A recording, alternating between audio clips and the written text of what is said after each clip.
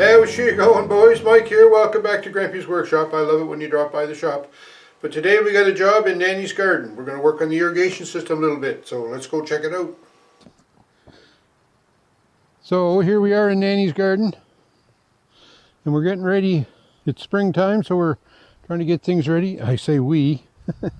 Nannie will be shortly. But before she gets going in the garden, I've got a little project I want to do. If you see all our raised beds here, you see that black hose that's sitting in them. That's an irrigation system I have in the garden. And what that is, it's called a soaker hose, and it's just a permeable rubber hose that leaks water. But it doesn't spray it out, or it's not supposed to spray it out. It's just supposed to weep out the water, and it waters the beds. But what we do here is we water the garden from the lake. Especially in the summertime, the water from the lake tends to get some algae in it and some other various freshwater stuff, you know. Anyways, what happens is the water gets kind of slimy in the pipe, especially when it sits for a while, and in the hose it tends to build up in the hose, and it makes the hose waterproof, believe it or not. It doesn't weep as good as it should. So what I'm going to do is, you see here, I have a main distribution line comes down along the edge of the each of the beds, and then it tees up and goes out into that soaker line. What the project is today is I want to change all these soaker lines, and I'd really like to put a shut-off valve in each one so that I can control the watering in each bed. But anyway, that's what we're up to. We're going to change those soaker hoses. Alright, I think I've got everything I need here to make up these new soaker hoses. The garden beds are 10 feet long, so I'd like to make a run go out and back. So I'm going to need 20 feet of soaker hose. So here's my soaker hose right here.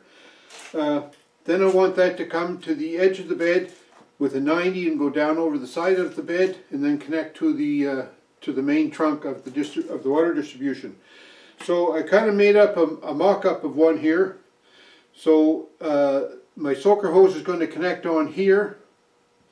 And then I have the PEX through a 90 down to the shut-off valve, and this just turns the water on and off. And then I'll have another piece on the bottom of PEX that'll come out here, and then that will connect to the T that's on my distribution system around the garden. So not a lot to it. Alright, so I'm starting to make up my soaker hoses here, and I bought a couple of spools of soaker hose, 100 feet each. As with any project that you undertake, especially when you're trying to cobble things together and there's nothing standard in what you're working with. The first soaker hose I had, I got this a long time ago, got a deal on it. It was leftover stock. But this first hose I bought, I think it's 5/8 outside diameter, and about, I don't know, I'm going to say 1/2 inch inside diameter. This worked good because I could put PEX fittings in it. PEX fittings fit in this just about perfect. So that worked good. But when it come time to replace it, guess what? Well, you can get 5/8 by 1/2 inch hose, but you can get it in 25-foot lengths, and it's expensive. What I ended up getting was this hose here. Now this hose, it's the same type of thing as that. It's a rubber hose, lead-free, and it's made out of rubber, crumbled rubber, and it weeps water. And it's a 1/2 inch outside diameter and 3/8 ID inside diameter. So, what did that do for me? It threw a bunch of curveballs at me, I'll tell you that. I had to get special fittings to fit this 3/8 inch ID hose. Then I had to adapt this to the 1/2 inch PEX, and I wanted to get shut-off valves for it. And now that may all sound pretty easy, but when I went to look for it, oh man, I had a hard time finding what I needed. And I searched high and low. But anyway, I eventually got, I think, what I needed. So the first thing I'm going to do is I'm going to spool off 20 feet of this soaker hose, and then we're going to go assemble the fittings on the end of it. So I'll be right back. Okay, what I need to do is I need to install a valve here. This is a ball valve. It's a 1/2 inch OD here. So I need to have 1/2 inch pipe go on this, which is going to be my PEX. And you would think if you bought 1/2 inch PEX, it would fit here, but no, that's not the case. I could have got regular PEX ball valves, but man dear, they're as expensive as a 2x4. So in order to get this to fit into the PEX pipe, I have to heat the pipe up so that it'll expand, get soft and expand, so I can push that on there. And I also have this fitting, which is a reducer fitting that goes from 1/2 inch OD to 3/8 OD, and you would think, hey, that's going to work good, but this again is 1/2 inch OD that doesn't fit in the PEX, because the PEX is something less than 1/2 inch OD. The other thing is the 3/8 OD is too big for the soaker hose. So you see what I'm faced with. Eh? But I can overcome all this, I think, with some heat. I'm going to cut this PEX 3 inches long, a little piece off there. Okay, now I'm going to stick my little ball valve here in the vise. And I don't want to crank down too tight in that because it's only plastic, right? I light my torch. And then just gentle heat is all you need on this.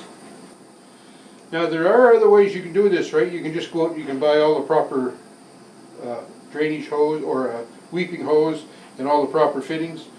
But that's pretty expensive.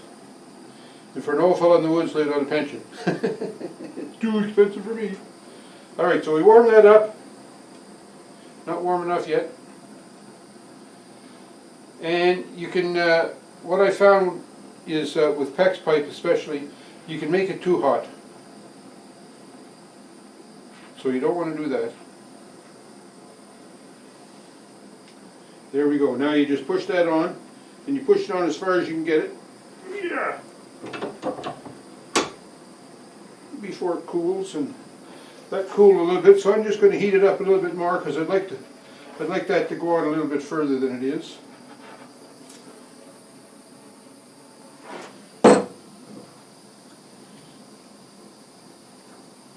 There we go. Alright, so here's a look at that one. So that fits on there so tight that I don't even need to put a band on it. Because I want this total overall length to be 7.5 inches. That's 4.5 now. 3 more inches ought to do it, right? 3 more inches.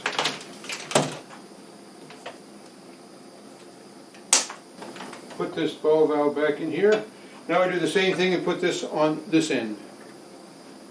So again, I just heat it up, nice and slow. There you go. See how smooth that went on there that time? So that was almost too hot, that one, but anyways, we got her. So then what I want to do is put a 90-degree PEX fitting on it. So I'm going to just take my PEX crimp ring, put that on here. I'm going to put my PEX 90 in here with my crimper tool. Put that on there.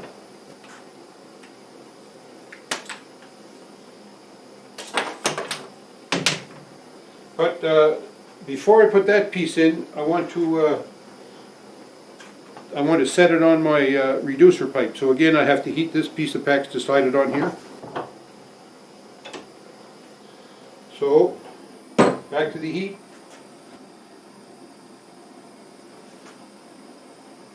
And then shove that on there. Oh, I need more heat.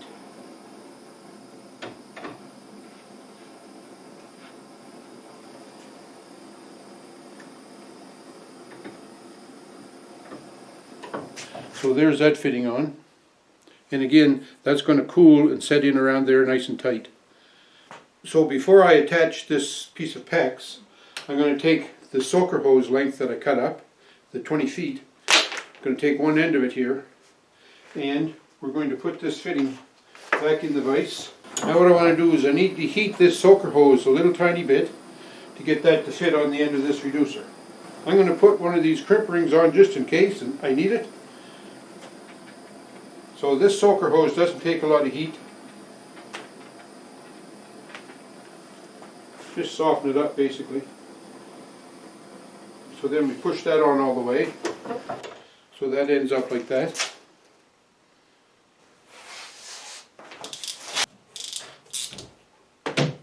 So now I put another crimp ring on this piece of PEX. Put it on the fitting. And then crimp it down. Now the other end of the soaker hose, 20 feet later, this is wide open. How do I plug that? I had, no, don't laugh, I had some 3/8 wooden dowel. Just a little plug, it's not very long. Put that in the end. Push that on. And I don't even think I need a PEX crimper on that one. I think that's good. So I just do that 7 more times, I think.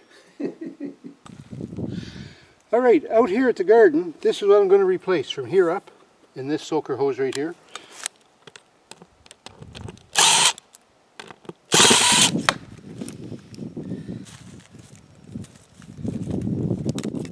So the trickiest part is getting the old PEX fitting off.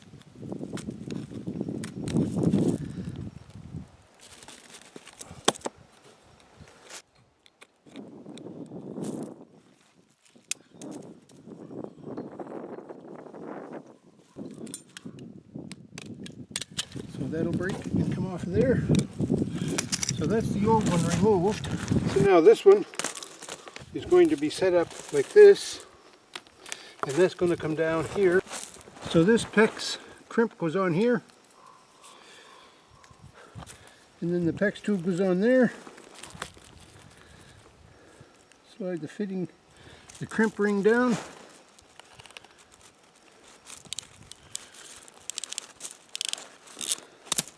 Then I put my hose clamp back on it.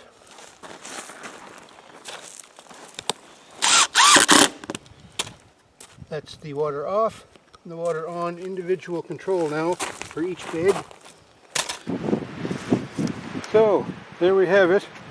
I got this irrigation line with a shut-off valve for this bed, and then that second bed down there, that one used to be fed from this line, but what I did was right down here at the corner of this bed, I put a T in there, right there, put a T right there, and then ran my water line along the edge of that and then across into that far bed. So now I can control the water separately from every bed in the garden. And I got all these lines installed now too, all down the side here, just waiting to go. So as soon as we get the beds delved up and planted, then we'll be able to run our water lines, and the garden should look pretty good then. Uh-oh, here comes the boss. I hope it meets her inspection. Great job, Grampie. Great job, Grampie. Oh, thank you. Alright, there we go. Irrigation systems. That's going to be a lot better in the garden. It's going to weep a lot better. And now we have individual control for each bed. And I have a filter system now too on the water that I pump from the lake for doing the gardens.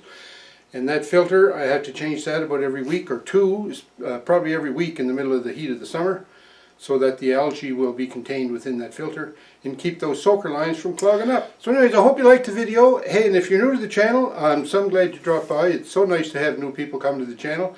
And I hope you enjoyed the video. I hope you leave some comments. And for my regular viewers, thanks boys, I'm telling you, it's just unbelievable. I can't say enough about how thankful I am to you for the support you show my channel. So keep that up. And for everyone out there, please give me a thumbs up.